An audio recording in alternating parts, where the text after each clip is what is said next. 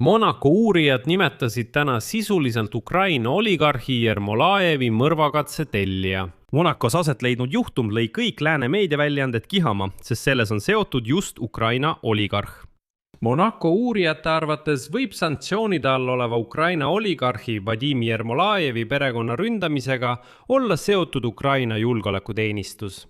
Kuigi varem seostasid meediaväljaanded seda juhtumit Dnipros tegutsevate kõnekeskuste tegevusega, mille tõttu peeti mõni kuu tagasi Küprosel Interpoli taotlusel kinni Yermolajevi poeg Artur, kes võis Euroopas oma kaasosalised üles anda. Noorem Yermolajev sai tingimisi karistuse just koostöö eest uurimisega. Teisest küljest tõstatavad Euroopa meediaväljaanded teema, et Yermolajevi vastu suunatud atentaadi taga võib hoopis olla Venemaa FSB, föderaalne julgeolekuteenistus. Asi on selles, et just Yermolajevi poega peetakse Venemaa heaks töötavate petukõnekeskuste võrgustiku omanikuks. 5 kuud varem tapeti pallil teine ärimees, keda seostati sama äriga.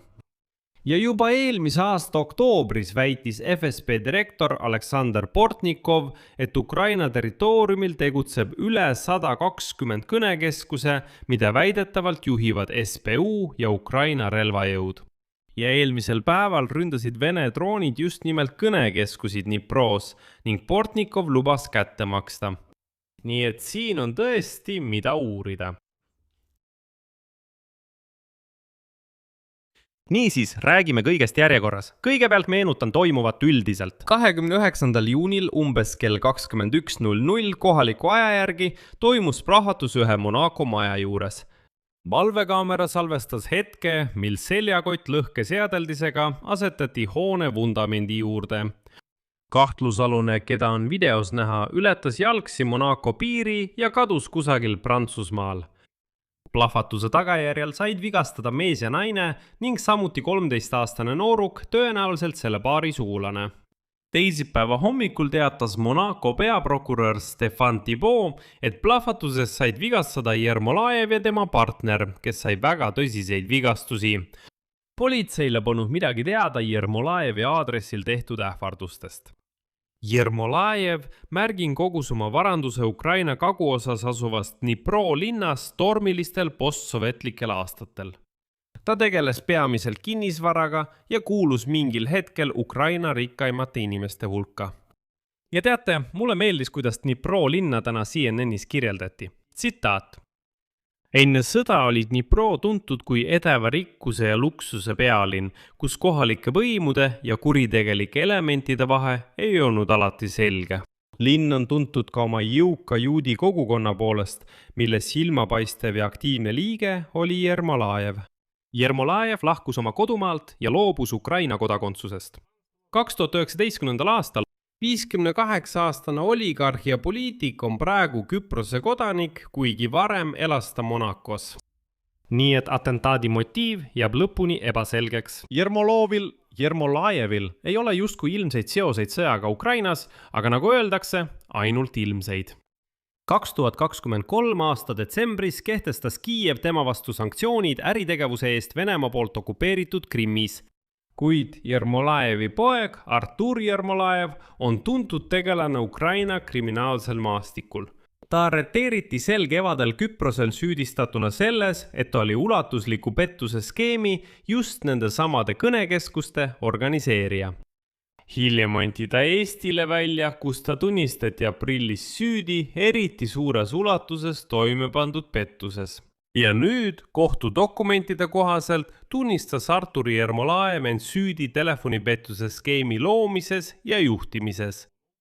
See tähendab kõnekeskusi, mis näiliselt pakkusid võltsitud investeerimisvõimalusi ja varastasid aastatel 2019-2022 erinevatest Euroopa riikidest pärit ohvritelt umbes 100 miljonit eurot. Ainult Eestis röövisid Yermolajev ja tema kaasosalised inimestel peaaegu 5,5 miljonit eurot.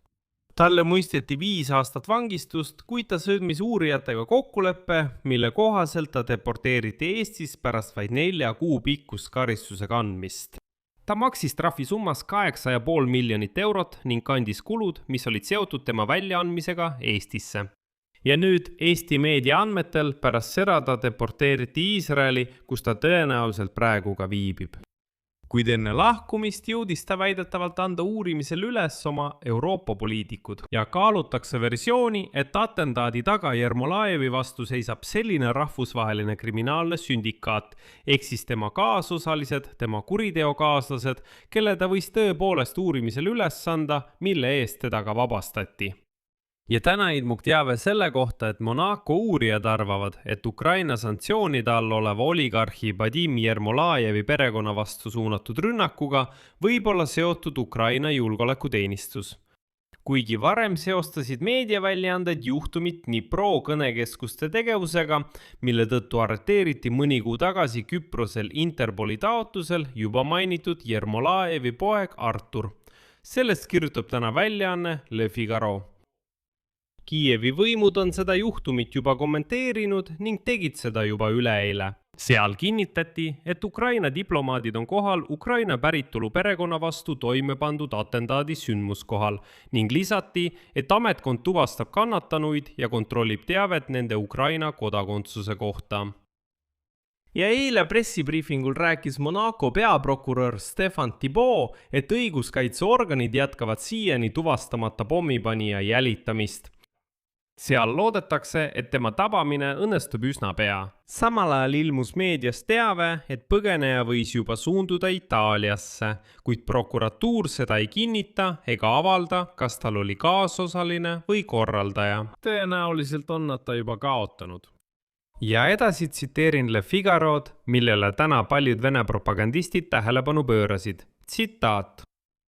Peamine versioon, mida uurijad kaaluvad, on see, et tegemist on Ukraina julgeolekuteenistuse korraldatud operatsiooniga. See rünnak oli tõenäoliselt hoiatus Jermolajevile. Ja sellega kõik. Rohkem tõendeid selle kohta, et atendaadi taga on SBU, ei ole. Teisest küljest kirjutab agentuuri väljaanne, et Jermolajevi atendaadi taga võib olla mõni teine eriteenistus. See on Venemaa Föderatsiooni föderaalne julgeolekuteenistus, FSB.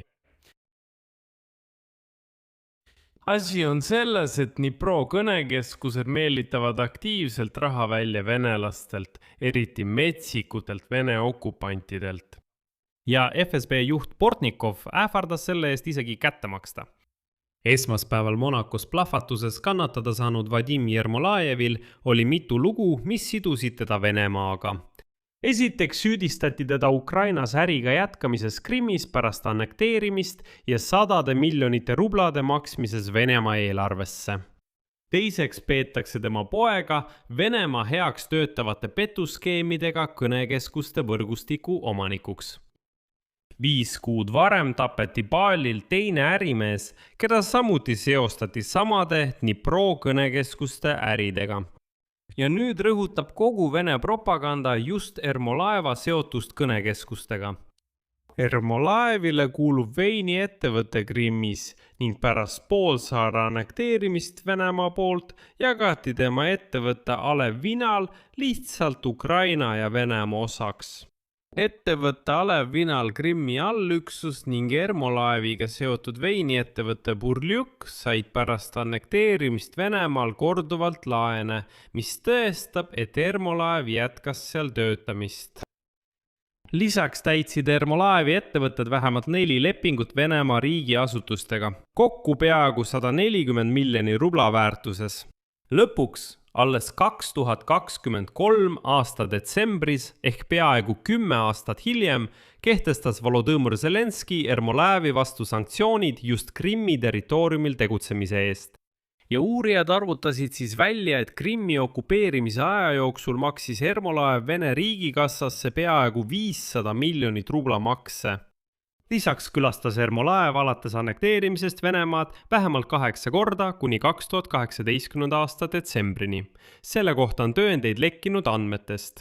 Ermolajev ise eitas, et ta omab või juhib äri Krimmis ja väitis, et tema Krimmi varad kaotati igaveseks pärast annekteerimist. Ermolajevi sõnul varastasid Vene sõjaväelased tema ettevõttelt tehnikat 23 miljoni euro väärtuses ja hävitasid raketirünnakuga tema lennuki Gulfstream J-150. Aga Ermolajevi perel oli ka teine äri. Need olid ebaseaduslikud kõnekeskused. Plahvatus võib olla seotud kõnekeskuste tegevusega Dnipros. Sellest kirjutas allikatele viidates Ukraina Pravda. Üle rohkem kui 50 ebaseaduslikust kõnekeskusest koosnevat võrgustikku juhib miljonäri poeg, seesama Artur Jermolajev. Nagu ma juba ütlesin, määras kohus Eestis talle aprillis tingimisi karistuse telefoni teel toime pandud pettuse organiseerimise eest, mille käive oli 100 miljonit eurot. Huvitav on see, et vahetult enne atentaati hakkasid Venemaa võimumeelsed meediakanalid nimetama Jermolajev vanemat petturlike kõnekeskuste omanikuks. Propagandistid väitsid, et Dnipros pärit petturlikud kõnekeskused, mis petavad venelasi, on sõja ajal muutunud tõsiseks probleemiks, kuna nad meelitasid metsikutelt venelastelt välja miljoneid. Eelmisel aastal oktoobris väitis FSB direktor Aleksandr Portnikov, et Ukraina territooriumil tegutseb üle 120 sellise kõnekeskuse, mille tegevust väidetavalt suunavad Ukraina julgeolekuteenistus ja relvajõud. Ja eelmisel nädalal teatas Venemaa kaitseministeeriumile lähedane Z-kanal Rõõbar, et septembris ründasid mitu Vene drooni, isegi üht neist kõnekeskustest Dnipros. Asi on selles, et Dnipro kõnekeskused meelitasid raha välja ka Vene okupantidelt, kes said makseid sõja eest Ukraina vastu. Üldiselt meelitati Dnipros tõesti üsna tõsiseid summasid välja nende alaarenenud metsikute venelaste taskutest. Ja nüüd seostatakse võrgus mõrvakatset Jermolajevi vastu Monacos veel ühe väga sarnase juhtumiga. Tuletan meelde, et veebruaris sai teatavaks Ukraina kodaniku Ihor Komarovi jõhker mõrv pallil, keda samuti seostati kõnekeskustega. Ja osa meediast teatas, et Komarovi röövi taga võivad olla Tšetšeeniast pärit isikud. Aga märgin, et see Komarovi lugu pallil on ümbritsetud väga segaste detailidega, mis lõpuks ei moodusta ühtset terviklikku pilti. Seetõttu lisan lõppu veel kord. Tegelikult tellijad ja täideviijad Jermolajevi mõrvakatses saab kindlaks teha ainult uurimine.